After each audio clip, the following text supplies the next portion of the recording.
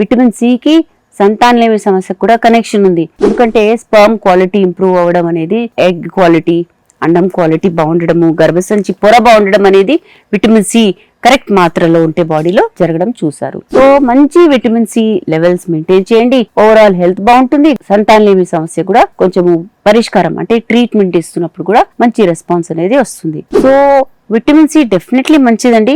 Especially మీరు జబ్బులు వచ్చాయనుకోండి, అలాంటప్పుడు తొందరగా హీల్ అవ్వడానికి విటమిన్ సి చాలా మంచిది. మీ ఇమ్యూనిటీని బూస్ట్ చేస్తుంది, మీ సెల్స్ ని ప్రొటెక్ట్ చేస్తుంది. కాకపోతే ఒక మిరకల్ క్యూర్ అనుకోకండి, సబ్స్టిట్యూట్ కాదు. మెడికల్ కేర్ అవసరం ఉన్నప్పుడు మెడికల్ కేర్ తీసుకోవాలి. ఇది ఉంది కాబట్టి మీకు అసలు ఏ జబ్బు రాదు అని అనుకోకండి.